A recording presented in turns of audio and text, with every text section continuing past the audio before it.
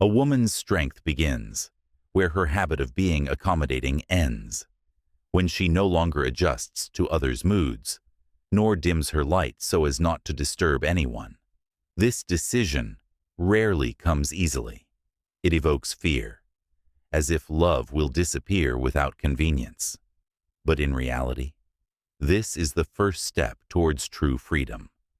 To break free from the role of the rescuer means refusing to carry others' lives on her shoulders, no longer listening to stories that end the same way, time after time, not bailing out those who don't want to change their own reality.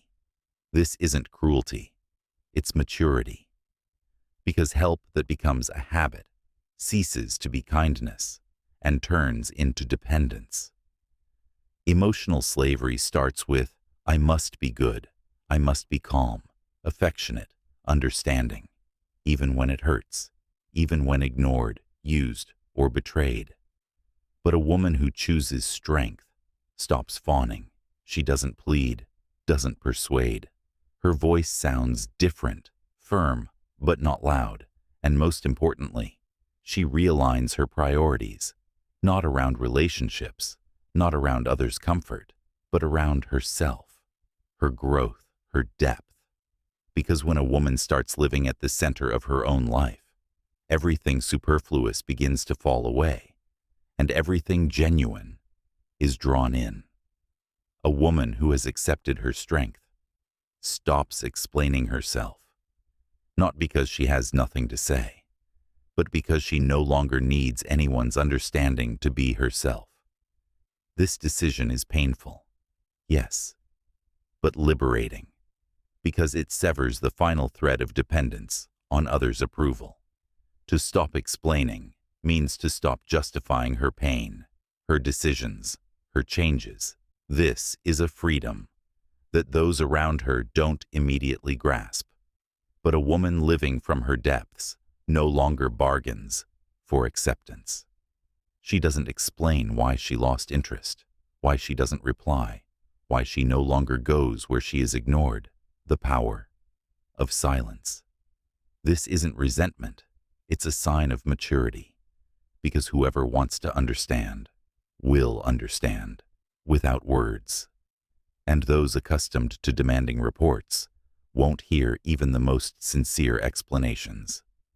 A woman who has chosen herself knows silence is also a language of self-respect. This decision changes the boundaries of communication. She no longer continues conversations where she is devalued, doesn't return to dialogues where she is forced to justify herself. Because a woman who has stopped explaining no longer fights for what should be natural respect. Feminine strength begins where clinging ends, to a person, to a situation, to an idea that is long dead. This isn't about indifference, no, it's about maturity that no longer confuses love with holding on. A woman who stops clinging chooses not to grasp, to let go. Moving away from the fear of loss is a painful but honest path, because behind the fear of losing, almost always, lies the fear of being left without meaning. A woman who decides not to cling confronts this fear head-on and suddenly discovers everything that is truly hers doesn't go anywhere, and everything that disappears was, in fact, already lost. She just didn't want to admit it. Inner permission is not weakness. It's the highest form of strength. It's when you allow the world to be as it is, without trying to hold on to what is leaving, without getting stuck in the past, without building illusions. A woman who lets go doesn't lose. She frees up space, and something new enters this space, not because she asked, but because she is ready, because the one who has stopped clinging ceases to create tension, and then life begins to flow differently, calmer, clearer, deeper. A woman's strength blossoms when she stops living according to others' scripts, when she stops asking, what is right, and starts asking, "What is true for me?" The decision to listen to herself isn't about selfishness.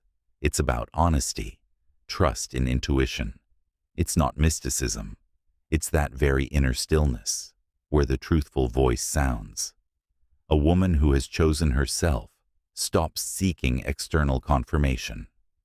She doesn't need advice for every step, because she begins to feel, if there is peace within, then it's right. The power of internal no's is the foundation of freedom. A woman who has learned to say no where she previously endured tastes true agreement for the first time, because her yes is no longer born of fear or duty, but from deep inner consent. Exiting the world of others' expectations is a homecoming. A woman no longer tries to be convenient, beautiful, understandable. She simply is, at her own pace, with her own desires, in her own truth. And this is precisely what makes her genuinely attractive, because she doesn't live to please. She lives to be herself. A woman's strength begins to grow the moment she stops being convenient, when she tires of smiling out of politeness, agreeing out of fear, and pretending everything is fine, just so as not to upset anyone. This decision might seem abrupt, but it's actually a return to self. For too long, women have lived in a world where being good was almost an obligation. Don't offend, don't argue, don't stand out, contain your feelings, do as asked, and maybe, just maybe, you'll be loved. But that's not love. That's conditioning. A woman choosing herself starts removing these masks, and the first thing she notices is discomfort. She becomes inconvenient for those accustomed to using her kindness, for those who knew she would always adapt, for those who took her silence as consent. But with this discomfort comes not loneliness, but freedom. The habit of bending doesn't disappear immediately. No, it's ingrained in the skin, in speech, in movement. A woman choosing freedom learns to stand tall, not in terms of aggression, but in terms of dignity. She views the world differently, as someone with the right to her own feelings, her own desires, her own no's. And sometimes that no is uttered for the very first time. It might be fragile, trembling, but it holds more power than 1,000 yeses said out of fear. A woman who decides not to be convenient anymore doesn't become harsh. She becomes real. And this authenticity, this realness, is her strongest defense. There are women who know how to be there for others, but don't know how to be there for themselves, who comfort, care for, rescue everyone but themselves. And in this self-forgetting lies the root of exhaustion, resentment, and inner emptiness. Strength begins with a different decision, to be with oneself, without betraying oneself for others. Rejecting the search for external support is a step into silence. When it becomes clear, no one will come and make you whole. No one will heal the pain you've stored for years beneath a smiling mask. A woman who decides to be there for herself stops seeking salvation in love, in recognition, in others' hands, because for the first time, she feels the support is already there. It is she herself. Building an inner home is a gentle and lengthy process. A woman stops scolding herself, blaming, shaming. She starts being kind, not only to others, but also to herself. Asking, how am I feeling? What do I need right now? What am I tired of tolerating? And in this attention to herself, the most important things are born: trust and stability. Stability doesn't come immediately. First anxiety, then silence, and then, suddenly, peace arrives, without explanation, without guarantees, just a feeling. I am here with myself, not running away, not betraying, not abandoning. A woman who has chosen to be herself doesn't become lonely. She becomes fulfilled. And then the question of who will fill the void no longer arises, because the void is gone. There is an inner foundation that holds everything together. There's something exhausting in trying to prove you are worthy of love, trying to be better, softer, prettier, justifying someone's rudeness so as not to seem difficult, explaining your no so as not to be rejected. A woman who chooses strength eventually decides to stop proving anything. It starts with realization. If you have to convince someone of your value, you've already lost. Because a genuine connection doesn't require effort to be seen. Those capable of truly loving see you immediately and don't ask you to become a convenient version of yourself. The decision to stop proving is liberation from the perpetual need to be understood, from the endless striving to earn acceptance. A woman stops justifying her feelings, desires, boundaries. She no longer argues with those who don't hear her, because she knows true value isn't proven, it's felt. This knowledge, I am enough, doesn't shout. It's quiet, calm, but holds immense power. A woman stops imposing herself, chasing, explaining. If she isn't chosen, she doesn't force herself. If she isn't heard, she doesn't scream. She becomes someone whose silence speaks volumes, not because she's offended, but because she's tired of fighting for a place in someone's life. And in this silence lies maturity, because her life no longer depends on others' recognition. Sometimes a woman can live her whole life without truly feeling her body, ashamed of it, scolding it, punishing it with hunger or exhausting diets, comparing it to others, hiding it, ignoring signals of fatigue, all in an attempt to be right, worthy, acceptable. But strength begins with a different decision: to return to the body. The body is not an enemy, it's home, the place where every emotion, every memory resides. A woman choosing herself learns anew to feel not only pain, but also pleasure, not only tension, but also relaxation. She stops living solely from her head, starts listening where there's tightness, where it's cold, where it craves warmth. Accepting her nature isn't about perfect forms. It's about acknowledgement. I have the right to be, with all the curves, with tired hands, with wrinkles around the eyes. A woman stops fitting into standards because she feels herself from within, and there resides life. Connection with the body restores strength because intuition is stored within it. Wisdom lives there. When to move, when to stop, when to lie down and just breathe. A woman who has returned to her body no longer allows others to cross her boundaries because she feels those boundaries with her skin. Healing comes precisely through this connection with herself, not from books, not from advice, but from the body. A woman starts to dance, touch herself with respect, look in the mirror without disgust, and in this acceptance, radiance is born that no cosmetic can compare to, because it's radiance from within. Waiting is an insidious form of self-betrayal. It starts small, waiting for a text, a call, to be remembered. Then it subtly expands, waiting for change, waiting for recognition, waiting for someone to understand without words. And then suddenly you realize life isn't passing in action, but in constant tension, as if your heart is hiding in a corner, afraid to move. A strong woman isn't one who has succeeded at everything.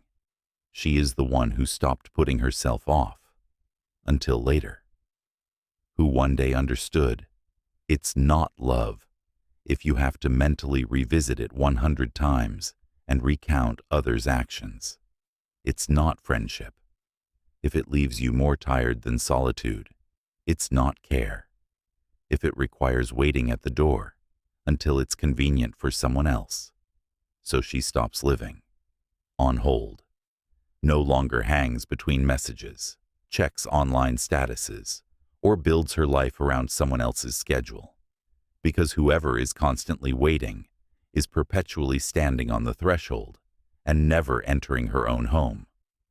Now she makes the choice herself, not out of fear of being alone, but out of self-respect. She stops postponing joy, starts saying yes to what she wants, and no to what drains her. She no longer waits for someone to confirm her significance. She knows it. A woman who has given up waiting doesn't become indifferent. She becomes free. Her heart still knows how to love, but it no longer allows love to control it. She doesn't chase attention because she has learned to be attentive to herself. Such a woman no longer clings because she understood if something is meant to come, it will find its way. And if it doesn't, then it wasn't meant for her. And life is too short to waste on platforms where no one promised to arrive. The world is accustomed to the image of a woman fighting for attention, for relationships, for someone's loyalty. But true inner strength begins with realization. Love is not war. It's not a trophy, not a competition, not an achievement. True love is a meeting of two who don't need to pretend. She who grew up in expectation and pain often doesn't notice how she turns love into proof of her own necessity, how she starts competing, comparing, earning. But there comes a moment when everything changes. She suddenly understands she owes no one an explanation for why she is worthy of being near, because worthiness isn't an argument. It's a state of being. From this moment, she no longer fights, doesn't explain her value, doesn't compete with other women, because a woman who knows her worth doesn't enter the race. Her presence speaks for itself, and she chooses to be where she is chosen, without pleas, without battles. She stops trading herself for relationships where constant proof is required, because where there is love, there should be no fight for attention. There should be no fear of saying something inconvenient. There should be no perpetual tension in the heart. A woman who has stopped fighting for love chooses something else: respect, peace, honesty. She knows how to walk away, not because she doesn't love, but because she no longer wants to trade her soul for small crumbs of someone's affection. She hasn't hardened. No, she has simply learned to distinguish between what is real and what is an illusion. And she understood the main thing. True love doesn't need to be conquered. Being yourself is enough for it to find its way. Sometimes inner fatigue comes not from tasks, but from attempts to explain oneself. When time and again you enter relationships with an open heart, only to be met with indifference, misunderstanding, or accusation. And each time, there's an urge to explain. I'm hurting. You hurt me. I care. Only one day comes when a woman no longer justifies herself, not because she stopped feeling, but because she felt too much. She begins to understand. Whoever wants to will understand. Whoever loves will hear. The rest simply won't want to listen, and it's not her fault. Fatigue from constant explanations isn't weakness. It's a signal that it's time to stop explaining her pain to those who don't want to see it.